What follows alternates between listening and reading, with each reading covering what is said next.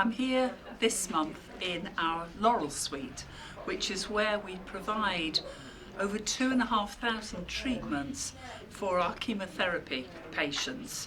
It's a specially designed unit which hopefully affords a comfortable place in which our patients can receive their treatments. As you can see, it's nice and light and bright, but it also affords them the privacy that they may want. In fact, this unit has been recognised and accredited externally as part of the Christie accreditation scheme and has been given a gold star for that. So well done to all of the staff, and I'm sure our patients very much thank them for providing such an excellent facility. We've been extremely busy recently with the external validation of our services across the entire organisation by the Care Quality Commission, who had well over 50 inspectors across our sites, meeting with patients, meeting with staff, meeting with carers and visitors, talking about safety, talking about the environment, talking about dignity, care and respect for our patients, but also for our staff. This is an important part of external validation of our arrangements for patients and for governance. We were last inspected in 2013, but that was only part of the organisation. This has been one of the rolling full inspections.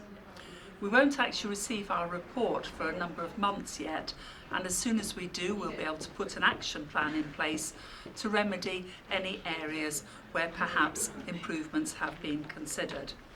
And I will absolutely share that with you and with our staff as soon as we get information on that. Well done to the staff who put on a really fabulous show and were completely open, transparent and honest in all their dealings with the Care Quality Commission. I've talked before as part of these podcasts about the Healthier Together review, very much one of the flagships of the Greater Manchester Devolution agenda, where we're looking to improve patient outcomes by standardising care and ensuring that wherever complex care is given, that is done on fewer sites by people who really specialise in those areas. In terms of Healthier Together, this is about complex abdominal surgery, both emergency and planned, and emergency medicine. And we had a decision made by the Committees in Common around the 4 specialist sites that were going to provide those services going forward. There was then a judicial review following that, where there was a challenge on the decision made, and specifically the challenge was about whether we at Stepping Hill should be the 4th specialist hospital or whether it should be Wythenshawe Hospital. I'm pleased to say for the patients that we serve and for the service going forward that we've been identified as being that 4th specialist hospital, and the claimant's grounds for the claim against us were unfounded, according to the judge who considered the case in a public court.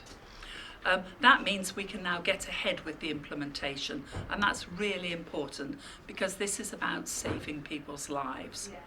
And what we're doing is we're centring on the South East sector.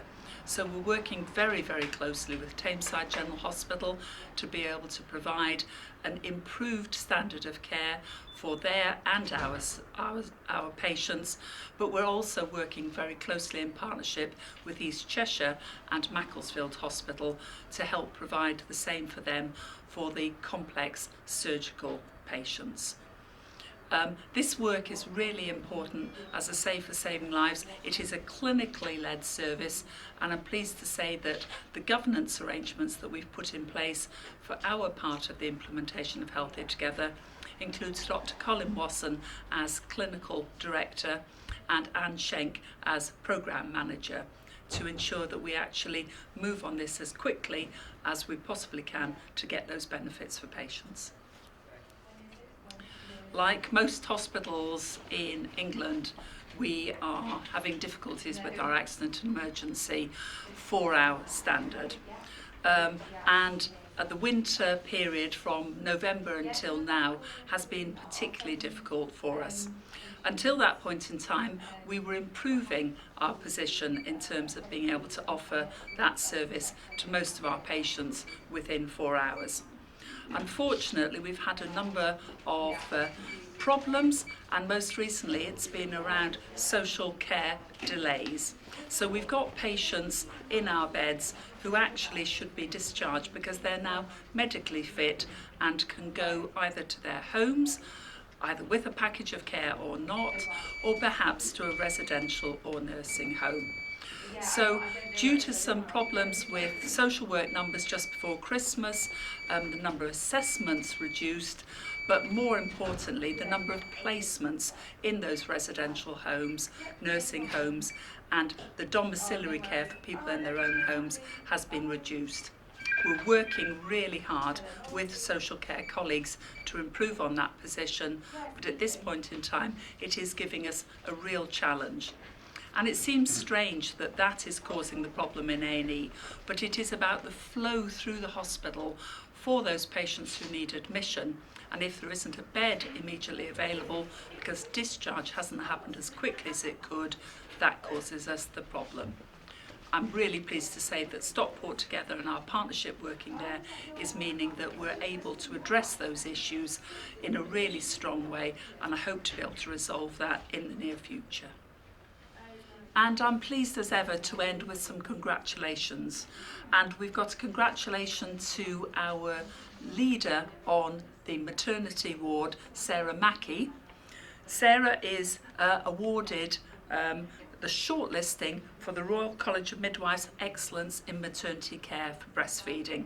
And we wish her all the best at the final stages there, a well-deserved nomination. I also want to talk about Liz Fish, who's an orthopaedic technician. Now Liz has come up with an ingenious way of using old bits of plaster, having put plaster on patients when they've broken a limb. And she entered a competition last year with a reindeer made out of plaster, where she became a runner-up. Well, this year she made it to the top.